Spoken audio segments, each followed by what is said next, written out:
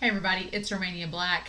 We're on episode 3 of number 6, and this show has been so intriguing, and I am so happy that I'm diving into it because it has been so neat. I haven't started the manga yet. I've held off a little bit to give myself a little bit more time to get into the show before reading the manga, but so much of this concept is so fascinating to me. Like the idea of this dystopian society and the idea of Shion kind of becoming privy, thanks to Rat, to understanding, or Nezumi, as his Japanese name is, literally meaning rat. And so the idea that Nezumi or Rat is showing Shion everything that he's about to show him reality about what's really going on behind the scenes of number 6, and I'm so intrigued. Like, this show has really done a great job of setting up our two main protagonists. We don't know a lot about Rat, but we get a good idea of his personality and kind of his motivations and what he thinks about number 6 and the world that we've been introduced to. And then we have Shion, who's this innocent, who's this naive citizen just doing his thing, but he is empathetic. And what I really love about this show is establishing that even though on the surface it looks utopian, the dystopian idea that the emotions and humanity are not necessary to create a perfect society, that emotions are just making things problematic, so we don't need them. And we've seen through Safu the idea that stripping someone away of their emotions and of sexuality and romance and things like that, and because she's basically like the sterilized version of all of that. And so it's been really interesting, but I'm not gonna lie, I hate, like, one of my biggest fears is the idea of a bug or something being inside of you, and that's what Shion's dealing with right now. He has that wasp inside of him. I'm not about it. And so I'm really hoping that they delve, because the intro has showed us Shion still alive with a scar and white hair, and we've established that these wasps age people either by sucking their life force out or some other way. So I'm assuming that Shion maybe gets partially taken over by the wasp, but then Rat stops him. I don't know. But in any case, I'm very curious to see what's going to happen this episode. This show has been really good so far, and so I want to know more about life outside of Kronos, the number 6 utopia. I want to see what life's like outside of it. So I'm hoping we get that this episode. But thank you all so much for watching. I can see why y'all have recommended this show so much. It definitely has. It's not like Banana Fish at all, but it has that same hype to it. I feel like with each episode, it just has this hype. And I didn't get to talk about it too much, but I rewatched episodes 1 and 2. The music and the score, y'all have probably talked about it in the comments, but the score of this series, the music in that first episode is so good. Like, the soundtrack is so good. Like, it has a very Akira vibe to it. Like, that big ominous, like, gong sound at the end of episode 1. I instantly thought of Akira when I went back and rewatched. And it definitely kind of has that vibe to it. Like, the society is not quite as good as it seems to be on the surface. So, I don't know, y'all, but without further ado, let's jump into episode 3 of number 6. And we're going to start that here in 5, 4, 3, 2, 1, and let's go.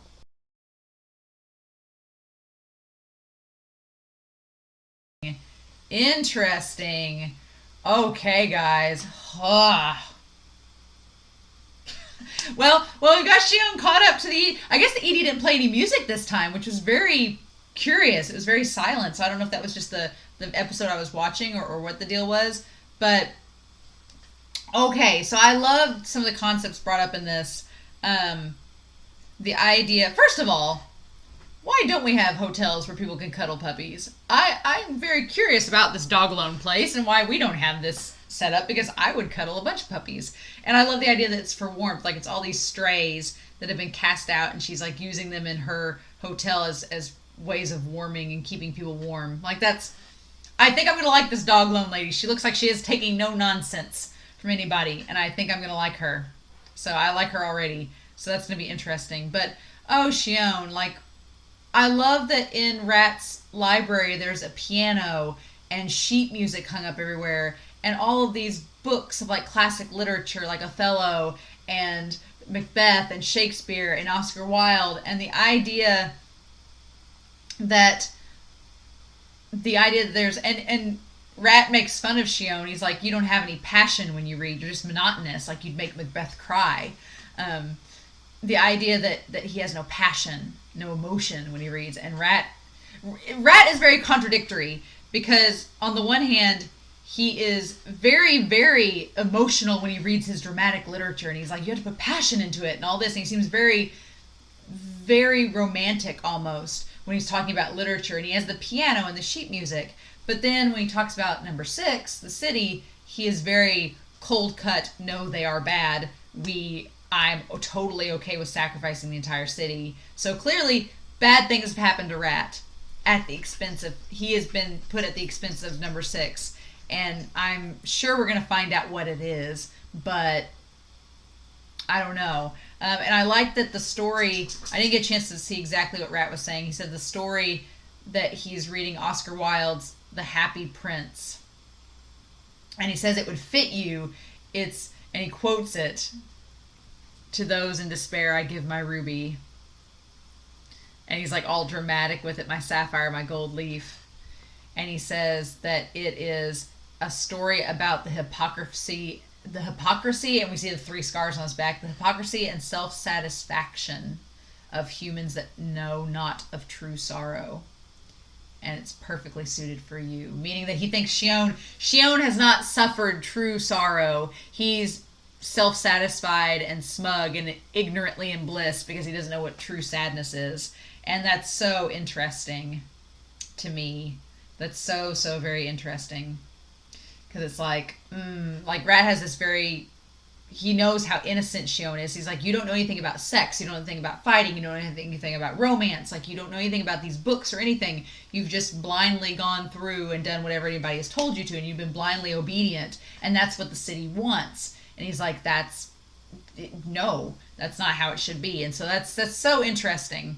And looking back at the OP, I'm going to have to pay more attention to it, I think. Because there's going to be a lot of things in that OP that I haven't paid much attention to, just because like the eerie music has thrown me off.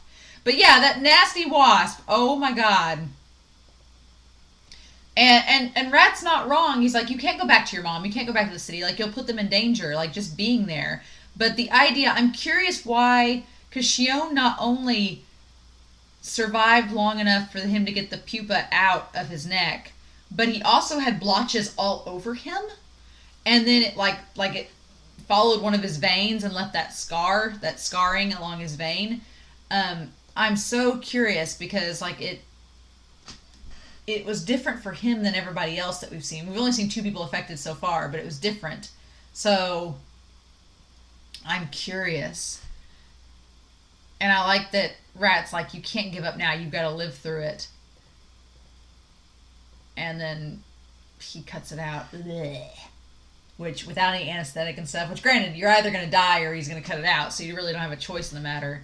But, ugh. But yeah, the fact that he pulls out this nasty pupa thing that had not hatched yet. Blech. And then I'm very curious, like his transformation, like he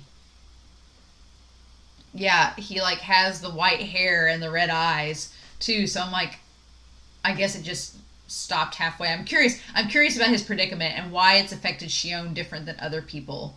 But the part about the grandma was interesting. So she's actually at the Twilight house, which looks like a very nice place despite its horrible name.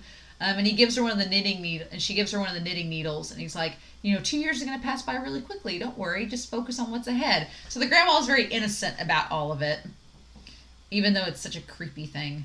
The whole idea that she's waiting 2 years so she can have sex with Shion. I don't know if she'll recognize him now. And yeah, Shion's pretty freaked out at first about how he looks and what's happened to him. Whereas Rat's kind of like, it's a good look on you. Looks good. And Shion's like, oh god, no.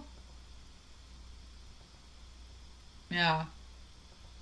So, and Rat's like, don't be ashamed that you survived. Like, winning is survival in this world. Like, come on. But, so I'm interested to know, Shion thinks he wants to know everything about this other place. And I get that Shion highly worried about what's going to happen to the city. Like if these eggs are implanted within people and they don't realize it, it's going to get to a point where they're all, and the point about winter, that's going to go into winter and then they're all going to hatch, is terrifying. And Rat thinks it's hilarious. He's like, oh, well, this is just a government experiment gone wrong, so who cares? But Shion's like, my mom's there, and the grandmother's there, and, Sufa may be implanted with this egg, and we don't know about it, and she's going to go to number 5, and what if it spreads over there to the other cities? So he's clearly worried about the people, and Rat, which is funny, because for all the romantic stories that Rat reads, he's very much like, nah, screw them, let them all die. And Shion is the empathetic one that's like, no, we need to save people. And Rat's not wrong. I mean, Shion is being noble and idealistic and thinking like, no, we have until spring, we can think of things to help. And Rat's like, you don't get it. The city is not going to listen to you. They don't care if you survived. They don't care if they could use your blood as a serum. Nope. They're just, this is population control. They don't care. He's like, there's no point in us trying to save the city. And I wanted to go back to what the mom said, because I guess one of the rats got the note to the mom. And I did notice that Rat in this, like he like strokes his hair in that one point where he's talking to him and apologizes he wasn't trying to torture him. Like, I feel like Shion is the only person that Rat really has human-wise that he can really connect to. And I think he understands Shion's empathy, but he still thinks he has a lot of innocence and naivete and doesn't quite understand what's going on. But that note, so he goes to Dog Loan. And so we had the scene here where he had the note given to him. While examining your request, I ran into many interesting things, Dog Loan says. And she says, the extra. And I didn't get a chance to read what it said. It's his mom in her handwriting. So, living kitchen, around 13,000, latch building, a thug, so no promises. Quran. So that's the bakery building. Did you contact my mother for me? And he said it was the other mouse. One of our little friends went there on a whim. And Shion's happy. He's like, oh, thanks. But, of course, Shion has the idea. He's like, we can do all these things. We can contact the Hygiene Bureau. We can do all this and put this into motion, and trying to use his brain to think rationally about this. But Rat's like, thinking rationally is not going to work. You don't get it. You don't understand. The government here is not going to think rationally either. They're just thinking for themselves and how to do population control. They don't care about this idealistic solution. And so, yeah. And it makes sense why Rat's like, if you're going to keep doing this, if you're going to go after number 6 and get the government involved after we just went all through this of you throwing away your ID bracelet and going through all this, if you're going to be that stupid, then I'm going to be your enemy because I'm not going down with that ship. And so it makes sense why Rat says that at the end. He's like, yeah, I'm going to be your enemy if you're going to be stupid and not, think this through. But I'm so curious about Rat's connection with number 6. I have a feeling we're going to find out. But I'm so curious about how this is going to go down. Like, how these characters, what's going to happen next. And from the preview, we're going to get more with this Dog Loan woman, it looks like, which I'm excited. And we're going to cut back to the mom, it looks like, and that net reporter and his niece. So, yeah, this episode, getting us caught up with how Shion looks in the OP and Rat, too. The outfits are pretty good. Rat can rock a leather moto jacket, absolutely. But there's still a lot of mystery and intrigue of why Shion looks the way he does, why he survived, what the circumstances were with the wasp, and like how much of the population have this problem with the wasp. Is it still ongoing? Because they say that they're going to hibernate in winter and then come back out in the spring, but are more people going to die before that happens? Because like the coworker and the guy in the park died, so who's to say that more people aren't going to die in the meantime? So that's very, very curious. But I really like the relationship between Shion and Rat, because Rat is like it's funny because they're both kind of walking contradictions in a way. They kind of are complementing each other in different ways. Like Rat is very intuitive and street smarts, Shion is very book smart and kind of like objective and logical. But then also, in the same vein, it's funny because Rat reads all the romance and poetry books, even though he's very apathetic towards the city, whereas Shion is all about analytical things, but he's the one with the empathy and the humanity. So it's kind of like they're perfect foils for each other. And maybe they just changed his hair color so that we'd have the dark hair, light hair dynamic. Maybe that was the whole reason behind it. Who knows? Maybe to make him look more interesting. Who knows? I get the feeling that him with the white hair now is going to do something to his personality or something. So I don't, or is going to mark a change in him, and we just haven't seen it yet. I don't know. But this show, it's so interesting, and we're going to get introduced, I feel, to more and more characters, especially in like the seedy underbelly behind number 6. I'm so curious, y'all, with what we're going to get next. So I don't know. I'm curious to know your thoughts below, what you guys thought of the episode. It's still so good so far, and I feel like we spent a good time developing more of the character of Rat and his relationship with Shion this episode, and I'm very curious to know what we're going to do in regards to handling this wasp crisis next episode, or if Shion's going to kind of back off for a minute until he finds out more about Rat's backstory. I don't know, but I hope y'all enjoyed the episode. Please feel free to comment down below. Please, no spoilers. But yeah, I hope you all have a wonderful week. Stay safe, take care, and I'll be back next week with episode 4 of number 6. Bye.